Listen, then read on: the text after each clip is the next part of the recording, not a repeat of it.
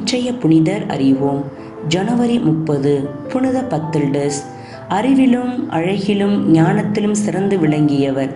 அடிமை அமைப்பை ஒழிக்கும் முன்னோடியாக செயல்பட்டு வரலாற்றில் முத்திரை பதித்தவர். புனிதமான வணக்கத்திற்குரிய அரசு என்று மக்களால் புகழப்பட்டவர்தான் பத்தில்டஸ். இவர் இங்கிலாந்து நாட்டில் சிகபெட் அஸ்ட்ரசியா மற்றும் இன்னாதில் தே ஹிம்னஜில்ட் ஆகியோருக்கு மகளாக ஏறக்குறைய 635ஆம் ஆண்டில் பிறந்தவர். 641ஆம் ஆண்டில் டென்மார்க்கில் இருந்த ஒரு படைப்பிரிவினர் இவருடைய ஊருக்கு வந்து இவரை கைது செய்து தங்களுடன் இழுத்துச் சென்றார்கள். பணத்திற்காக ஏழைகளை கடத்தி அடிமைகளாக விற்கும் பழக்கம் அப்பகுதியில் இருந்தது. அதன்படி பத்தில்டஸை அடிமைகளாக விற்றார்கள். பிரான்ஸ் அரசர் 2ஆம் கிளாவிஸ் அரண்மனையில் எர்சினோல்ட் என்பவர் உயர் அதிகாரியாக வேலை செய்து வந்தார். இவர் பத்தில்டஸை விலைக்கு வாங்கினார். பத்தில்டஸின் அழகும் குணமும் அவருக்கு மிகவும் பிடித்து போனது. பத்தில்டஸ் மிகவும் கருணையுடன் நடந்து கொண்டார். மற்ற அடிமை ஊழியர்களின் துணிகளை தைத்து கொடுத்தார். அவர்களின் காலணிகளை துடைத்து கொடுத்தார். இதனால் மற்ற அடிமைகள் அனைவரும் பத்தில்டஸை மதிப்புடன் நோக்கினார்கள். காலம் கடந்தது. பத்தில்டஸின் அழகில் மயங்கிய எர்சினோல்ட் அவரை மணந்து கொள்ள விரும்பினார். அவரின் எண்ணத்தை புரிந்து கொண்டவுடன் இளம்பெண்களுக்கான ஆடைகளை களைந்துவிட்டு வயதானவர் போல் உடை உடுத்தி கொண்டு அரண்மனை பணியாளர்கள் மத்தியில் பத்தில்டஸ் மறைந்து வாழ்ந்தார். பல இடங்களில் தேடி பார்த்தார். பத்தில்டஸ் கிடைக்கவில்லை. அவர் ஓடி போய்விட்டார் என்று நினைத்த எர்சினோல்ட் வேறொரு பெண்ணை திருமணம் செய்து கொண்டார். அதன் பிறகு பத்தில்டஸ் தனது தோற்றத்தை மாற்றிக்கொண்டு மீண்டும் இளமை பொலிவுக்கு வந்தார்.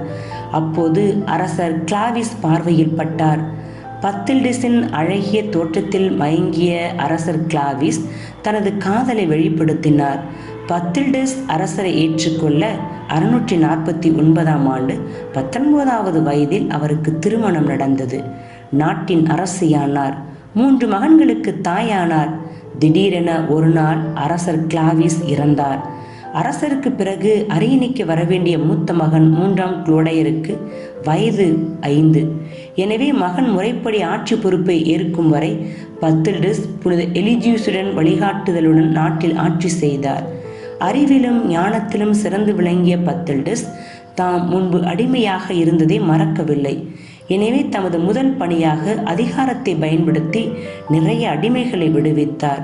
அவர்களை விடுவிப்பதற்காகவே அதிகப்படியான நிதியை ஒதுக்கினார். பிரான்சில் உள்ள ஏழைகள் தங்கள் மேல் சுமத்தப்பட்டுள்ள வரிகளை செலுத்த முடியாமல் தங்கள் குழந்தைகளை அடிமைகளாக விற்கிறார்கள் என்பதை அறிந்து வரிகளை குறைத்தார். அடிமை முறையை ஆதரித்த சட்டங்கள் அனைத்தையும் நீக்கினார். எந்த அடிமையாக இருந்தாலும் அவர் பிரான்ஸ் மண்ணை மிதித்துவிட்டால் அவர் விடுதலை பெற்றவர் ஆகிறார் என்று அறிவித்தார். அடிமை அமைப்பை ஒழிக்கும் முன்னோடியாக செயல்பட்டு வரலாற்றில் முத்திரை பதித்தார். எங்களது புனிதமான வணக்கத்திற்குரிய அரசு என்று மக்களால் புகழப்பட்டார். இத்தகைய சீரிய நடைமுறைகளால் பெண்களின் மத்தியில் விழிப்புணர்வு ஏற்பட்டது. அன்பு அதிகரித்தது. உரிய காலம் வந்தவுடன் தமது பொறுப்பை மகனிடம் கொடுத்துவிட்டு தம் கடமையிலிருந்து பத்தில்டஸ் ஓய்வு பெற்றார். அருகில் இருந்த புனித சேல்ஸ் துருவமடத்தில் சேர்ந்தார். எளிமையும் கீழ்ப்படிதலும் கொண்டவராக வாழ்ந்தார். இறப்பதற்கு முன்பாக விண்ணகத்திலிருந்து ஏணி ஒன்று இறங்கி வந்தது. அதில் நான் ஏறி போனேன் என்று தாம் கண்ட காட்சியை தோழி ஒருவரிடம் சொன்னார் பத்தில்டஸ். 680ஆம் ஆண்டு ஜனவரி 30ஆம் நாள் இறைவனிடம் தன் இறுதி மூச்சை ஒப்படைத்தார். திருத்தந்தை 1ஆம் நிக்கோலாஸ் 880இல் இவரை புனிதராக அறிவித்தார். புனிதையிடமிருந்து கற்போம். நாம் நடந்து வந்த பாதைகளை ஒரு நாளும் மறவாமல் நினைவில் கொள்வோம்.